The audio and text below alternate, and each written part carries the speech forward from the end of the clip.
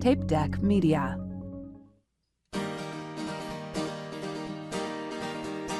My friend Dan, he's got a podcast, cause all comics need a podcast, and nobody had a podcast called The Art of Bombing. So Dan went out and bought a tape deck. Who knows why he bought a tape deck? Podcasts don't get played on tape decks, but Dan is from the 80s. So hey there, all you funny jerks, come talk to Dan about your work. Tell him all about your worst times. It's The Art of Bombing.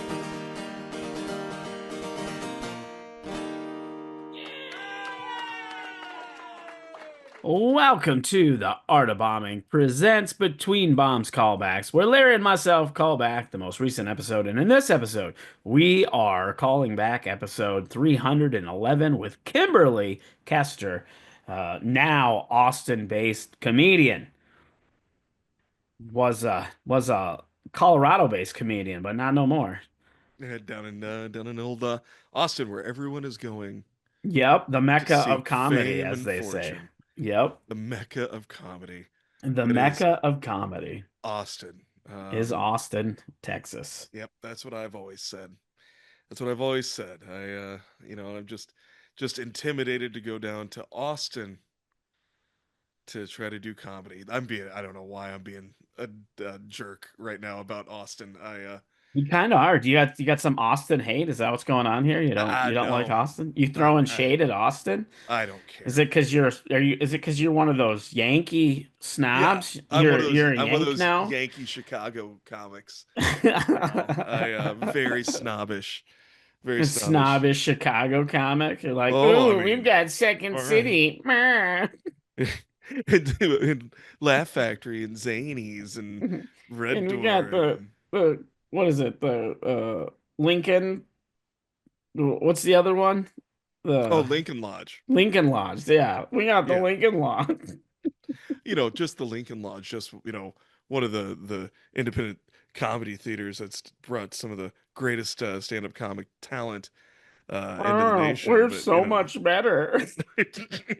Exactly. But seriously, That's if you exactly. run any of those clubs, we're being sarcastic. Yeah. We love you. I have no problem with Austin. I'm just being Yeah, we're just being what do you call it? Facetious or facetious. facetious. There we go. We're being facetious. I had a bunch of friends that moved to Austin, so I feel like it is my responsibility to make some fun. Yeah, well, I would just say this: Austin, Chicago ain't got nothing on Denver. Oh no, it's a turf war.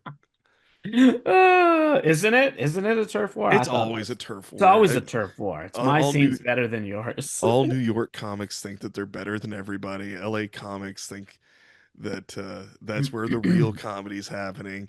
Austin comics will tell you that that's where real comedy is happening because there's no it's anti-woke or whatever they say, and Chicago will tell you that's where it's really happening because you can get not only you can do improv, but you can do scene work, you can do stand up, you can do television. It's the whole, everyone will say they're all better, and we're all just doing the same thing, which is going up doing 3 to 4 minute spots Of the same jokes and the trying same to make the same 15 people laugh all the time. So Yep, exactly. and by that I mean it's literally the same.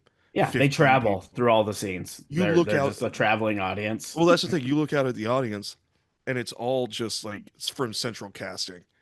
It is just it's all the same. It's all the same It's people. central casting. Seat fillers. It's just a look out, and you're like, okay, well, there's the edgelord stand-up comic waiting for his turn, and there's this guy, and there's it's all the same. It's all the same. We're all doing the same thing. I just want you guys all to know that Larry is the producer. You send all hate mail to him. Bring it. All right, that's enough of us trashing and I wasn't trashing anything. I'm just saying we're all the same. Turf wars. We're all the same, baby. We're all the same. We're all the same. Whether we're doing one-nighters for more life advice on being all the same, and let's just be the same. Follow Larry at Poundsmith2 on Instagram because he still didn't change it. No, I forgot to do it. I didn't forget. I just started to, and I was like, oh, I don't have time right now to also go and do all the things, and then I went on vacation and didn't want to touch anything. Yeah, vacation. How was vacation? It was great. It was great. I didn't have to think.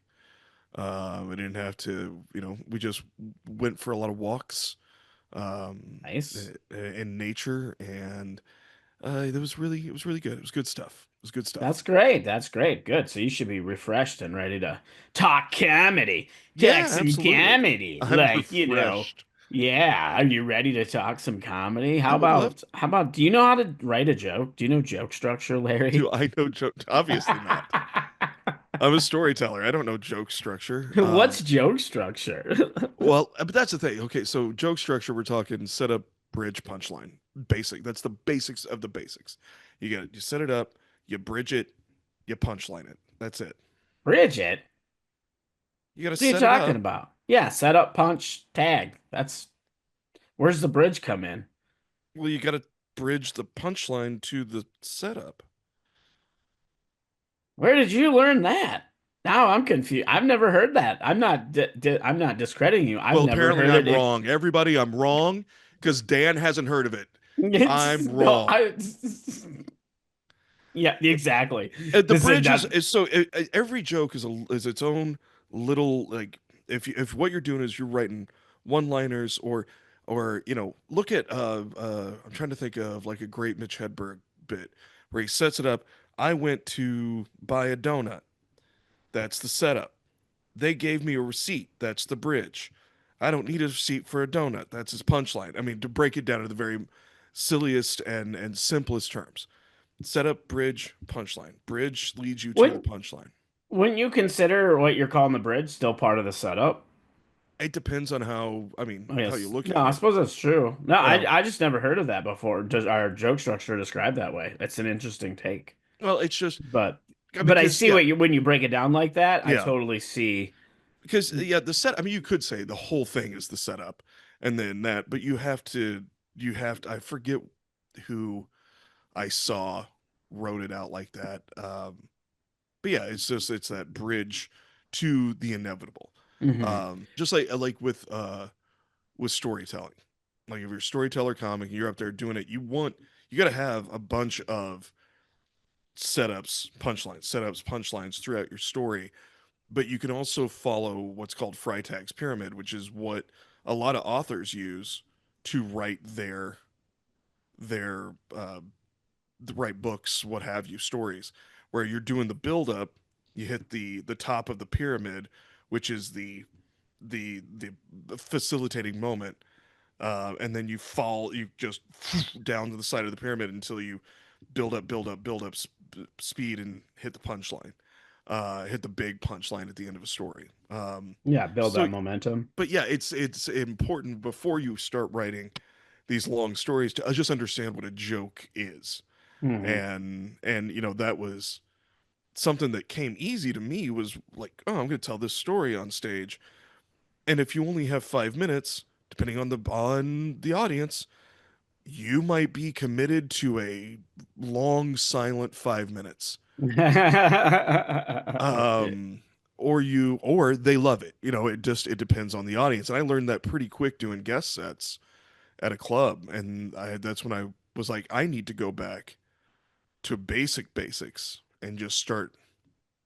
Let's just set it up, get to it, punchline it, and Hmm. just And that's figure that out. where when it comes to like story, especially storytelling, and when you're doing shorter sets, there was a former guest on the show. I think it was Maggie Mayfield that said it, or and she I think she credited it to somebody else, but I don't remember. But it's be funny or be interesting. Yeah, So if as long as your story's interesting and it'll hold attention, that yeah. sometimes makes up for that for it not being funny. Well, and that's But something. ultimately, if you're claiming you're going to do comedy, you should be funny. Yeah, yeah. You should be funny, but that's the thing. Sometimes there's a story that I do that occasionally. I used to do it more often, but it needs a lot of polish and it needs a lot of chiseling. But it is interesting enough, and I can tell the story well enough that it can, even though there's parts where 90% of the time it gets a laugh. There's 10% where people are just sitting there going, "Oh my god, okay," and they're at least paying attention. I'm like, all right, as long as they're looking at me and not at their watch and not at their phone, I know they're interested. And but that's why I said that's one of those that I've exactly there he is. All right, you jerk. Make sure your headphones are plugged into that one. For those listening, Larry's mad at me because I made him have essentially a technical meltdown because I forgot to plug in my earbud, my headphones, so I couldn't hear him. Yeah, yeah, that's not why I'm mad at you, but it was a Well, facilitating. It was the top of that Freitag's pyramid of this story, so that's I let him go on vacation, and this is the thanks I get.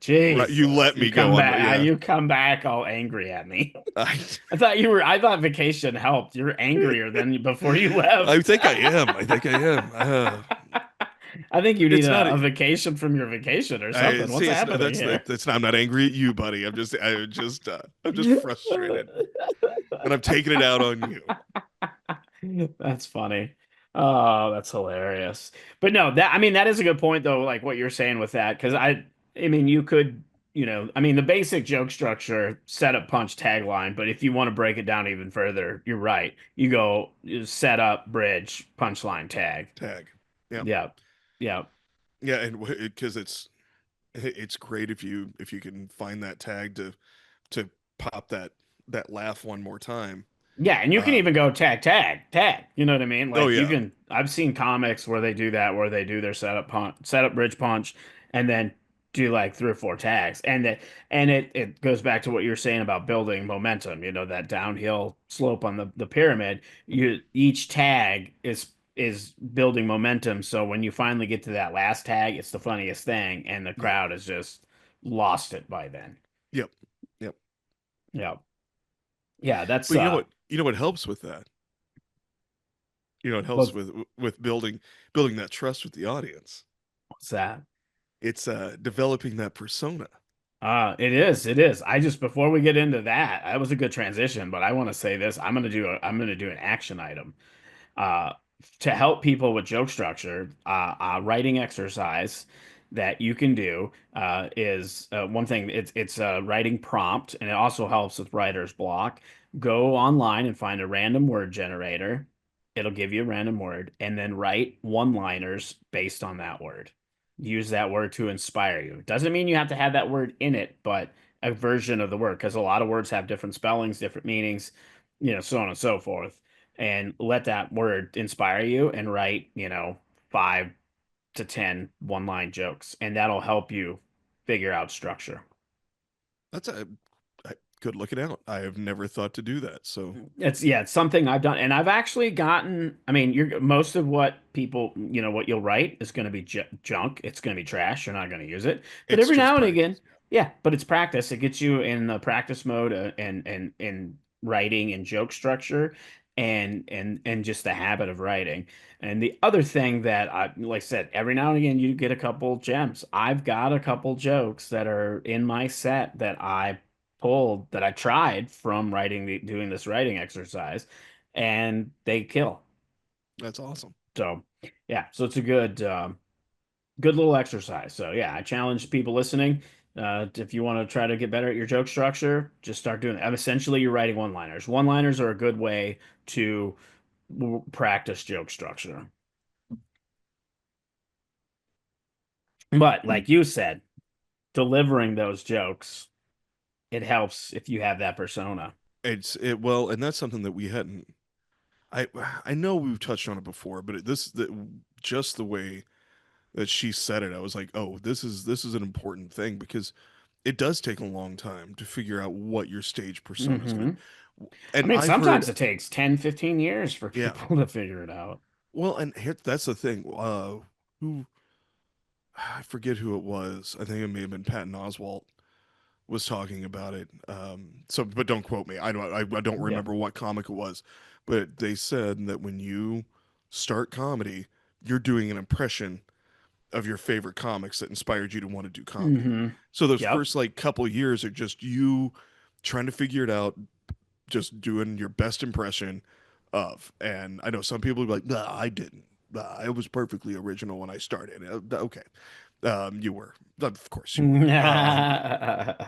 You you didn't at all try to pretend you were Tom Segura. I get it. You um, you didn't pretend you were Louis C.K. for 3 years. Let me ask you But this. Have you yeah, figured out your persona? it's this. It's this. What you see is what you get. And but for real, that's what I was like. What I got told by a mentor of mine is nobody can be you better than you. Yeah, Um, exactly. so you know, do you know who you are? Well, kind of. Then take it and amp it up a little bit. Yep. Turn it up to A little 11 bit of and an just be, exaggeration. Yep. yeah, just be that guy on stage. Because like what he told me is that I'm like everybody's, I'm like the neighbor that is already in his, somehow is already in his driveway with a cooler beer waiting for you to come home. And it doesn't matter, even if you're home early, he has beat you home and is sitting there going, come on, you want a beer? We're going to listen to some Steely Dan or, or It's because he whatever. doesn't have a job. Yeah. And he's He's always, just always home in his he's driveway. just always The home, cooler beard. just waiting for you. It's Beer. like, it's the best friend in Yep. every movie. It's the, or on every television show, just that affable, Good buddy. It's yep, the good buddy. just your buddy, and you're, 10-4 good buddy. yep, and that's, he's like, so just be that guy. You're already that guy, so just be that guy. And so yeah, I just try to, it's, yeah, like I said, it's this, and some days it is a grumpier version of this. It just depends, because like there's, I- you know, um, uh, Depends uh, on if Dan makes him go crazy. I thought I was losing my mind, but like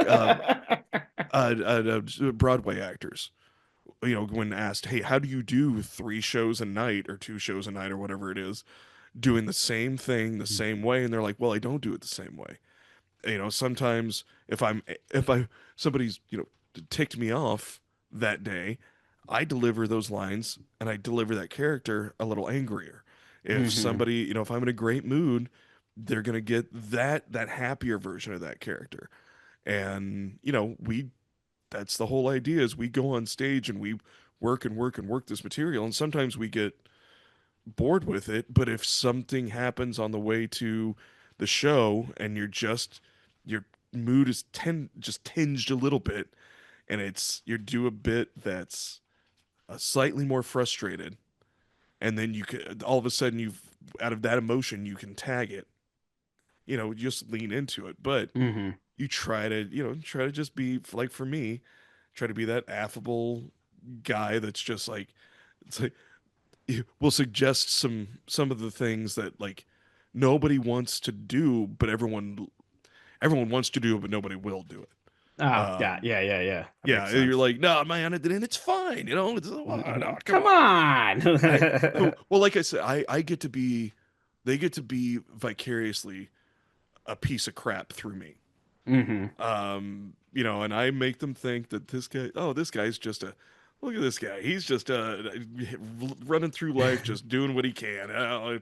And they get to be that guy for a little bit. And Hmm. Do you or feel like your persona's changed over the years? Because for me personally, I feel like I have, like, even now I'm starting to kind of transition more. Like, I've always been an exaggeration of myself. My yeah, persona's always been me amplified, which is a just, nerdy guy. And as I get older, it's a nerdy middle-aged guy. And it's starting to lean more into the nerdy punk. I've really started leaning, and just in the way that I dress, and obviously I got more tattoos and things like that. But my persona over the years has changed, like I leaned in hard to just the nerdy guy, and then, the awkward dad looking guy, or the dad guy that actually doesn't have kids, and that's why it's even funnier. yeah. Um, but yeah, but it's changed over the years, my persona. Yeah, I'd say mine definitely has shifted throughout the year. I mean, when I first started, it really was I was trying to play with language and be like, I don't know. I was trying to be this Smart. yeah, trying to be smart. Trying to be smart. And that Playing doesn't with work. language. No. Not when you look like this. Nobody believes it. I gave Um, up. No, just kidding. well, and that was the other thing. Like there was times where I would come off stage and be like, "That's a really funny joke," but nobody understood it because those words were too big. And No. it was And that's a good transition too for handling that joke that doesn't land. yeah. Well, because I would Because that's it would be frustrating because I'm like, but I know what those words mean. hmm And it was a real Bobby Hill situation. If those kids could read, they'd be really pissed off right now. They'd be. It was if those kids knew how to read, they'd be cracking up. Yeah. I But it find that just funny that because I've been seeing this a lot. In my comedy, I don't talk about politics, but on my social presence, I'm very vocal about politics. And I get a lot of people tell me I need to stick to comedy, and I've been thinking a lot about this because I've realized that people think if you're in entertainment, you're like the most unintelligent and dumbest form of human because it's kind of the oh you're just the circus clown or whatever, and it's like people who do performing arts, whether it's music, whether it's dance, theater, comedy, and even visual art, any kind of art, tend to be the opposite of that. They're way more, and they usually have higher IQs, and they have more emotional intelligence, which hmm makes that contributes to being able to write smarter or creating art. But I don't know, just what you said there just made me think about that when you said when people couldn't understand the words, because it's like, well, you're calling me dumb, but you don't even know what this word means. You know what I yeah. mean? It's like, how am I the dumb one here? Well, and I really worked hard to avoid the whole oh, well they just weren't smart enough to get it. hmm And so I went Which back and I mean, sometimes that is the case, though. yeah, But again, I mean, sometimes smart humor doesn't work with a general audience because they're not smart enough. It goes over their head. I mean, that's where that expression comes from, over their head. yeah. But I went away from that and figured out how do I handle now. I know it was mentioned on the show. You just bring it up. Okay, that joke didn't work. Ha ha ha. I recognize it. You recognize it. Let's move on to something that does work. Excuse me. And instead of being up there and being like, "Oh, I can't believe you didn't get it." Of course they didn't. Why didn't you get my humor? Not paying attention, and I'm sad now. Yeah. I'm gonna Why go didn't you get my pout. my super dark reference regarding something very uncomfortable? I can't What? believe you Your didn't mom's laugh at all that. alive? What's happening here? Come Uh, from happy families? Come on. oh, I have said that though. I have like, oh, I'm sorry. Do you all have parents that have encouraged you over the years? That must be nice. Oh, that's funny. Yeah, and I think, because we have talked about this, this has come up quite a bit on the podcast about whether or not like when a joke doesn't land, how you pivot or, whether you address it or not. And I think the more I think about it and the more I see it, I find addressing it is a better because it shows that you're in the room Yeah. and you're acknowledging the elephant in the room because Yep. everybody witnessed the joke not land, and then sometimes you see comics, they'll lean into it and try to do that same kind of material, and it just gets worse and worse. Yep. And when you make a comment about it, when you do the commentary on your own joke that didn't work, you're breaking tension, and that's what comedy, the essentially comedy is building tension and then breaking that tension. Yeah.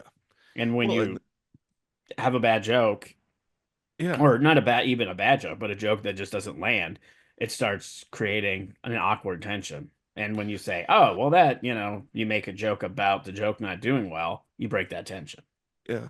I know I had just recently, the night before, same club, joke killed. Did this joke the second night, and it got about half the room. About half the room laughed. The other half was just kind of, And that was their response. And I was like, I was like, oh man, because that joke killed last night with everybody. So you must be a lot better people, or just, a lot nicer people or whatever I said. And that got a nice laugh and everyone acknowledged that it wasn't for everybody. Hmm. And that was, it just is a way, like you said, it's just a way to cut that tension, make everybody go, all right, he's with us, and and Yeah, let them because know I it want also, my job to be you laughing. yeah, and it shows you're there, like you're present, you're in that Yep. moment, in that experience. Because when we're performing live, I mean, we want to be funny, we want to make the audience laugh, but you're there to give them an experience, a once in a lifetime experience, And in a lot of ways. how often have we seen old head comics just blow through like three jokes that don't land because they're doing the same act they've done for 15 to 20 Hmm. years. Yep, haven't And updated it. yep, They do their quote unquote crowd work, which is just jokes they already wrote that they yeah, just target. They do, it's not even real crowd work. It's just jokes they have that they're just doing on an audience member or whatever. yep, yep. And it's Yeah.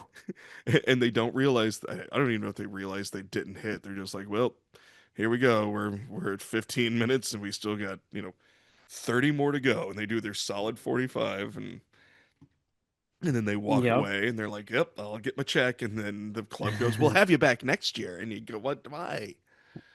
Oh boy, I need to take a walk. I know, buddy. You are fired up Okay, today. you know what it is? You know what it is? I want to apologize. I want to apologize. I didn't eat and I'm Oh, hungry. you're hangry. I We am. figured I it out. realize it Okay, now. you're hangry. I'm This makes sorry, all the guys. sense I'm now. I'm hangry. like, damn, he's a little fired up I today. am. I realize now. I all I've had is coffee and water today. I At least need. we figured out this mystery. Yeah, Well, sorry, yeah. So if you're guys. listening and Larry's all this shade, don't take it personally. We figured No, it I out. just needed a sandwich. I You just just realized I need a sandwich.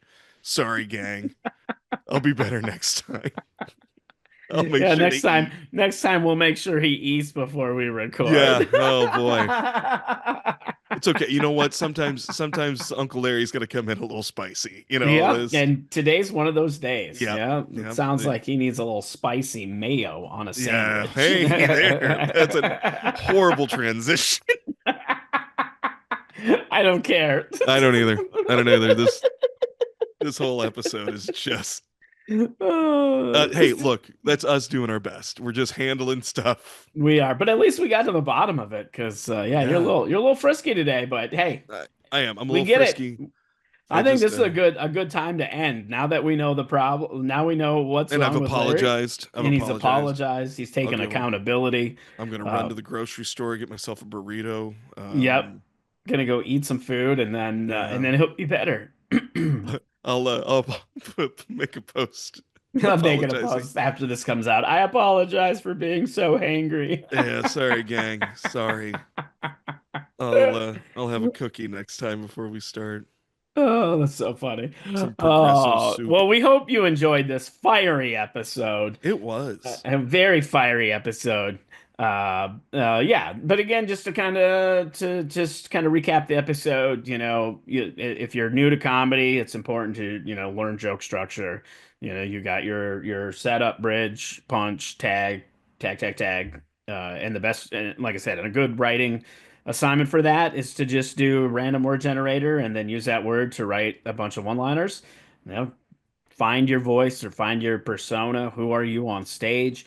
I agree with Larry in the sense that I think the best comics and the best personas are the ones who are just an exaggeration of themselves. Because the other thing with that is you can't copy that. Yeah. I was just listening to some recommended listening. Mike Birbiglia was on Mark Maron's podcast last week. I just listened to it just before we started recording. I just finished listening to it, and they were talking about, part of the reason they do material about like themselves or whatever is because if you're doing comedy about you and your life and your stories and your persona as you, nobody else can steal that from you. They can try to steal Yeah. the words, but they can't take the essence that you're going to put into it. So, Well, and I want to make sure to also add for that persona. It's okay if it does shift. because Absolutely, because it we should. change and progress and become different people throughout our lives, and it should be that the material follows it, your stage persona follows it. Pete Holmes is a Yep. great example. Pete Holmes started out as a goofy guy, and now he's like super philosophical. I really Mhm. loved his last special. I'm Another trying to. great example, and probably one of the best examples, is George Carlin. Yes, yep, He went through multiple transitions of, yep. who his persona on stage. I also throw out Rory Scovel. Oh Rory yeah. Yep. Scovel is a great example of just going from straight up absurdist to this nice combination of absurdity and autobiography and uh, observational. Mhm. That's somebody else just like to go through their just watch them through Yeah, the years. if you're new to comedy, listening to this, if you discovered this because you're thinking about doing comedy or just brand new, go check out those comedians. They're all great Yep, comedians, yep, and look and not just their recent stuff. Go look at their stuff, their early stuff, and watch because you can clearly see the transition through their comedy.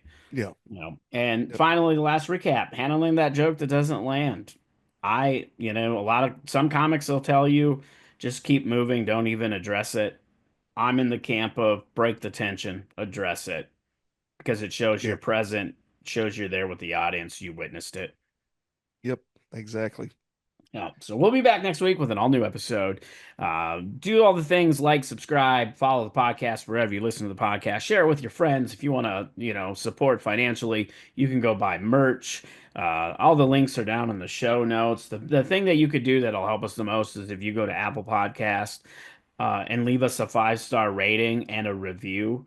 We really want to start getting our reviews up. We haven't had a review in probably 4 years. I think Oh the my last God. review was in like 2021.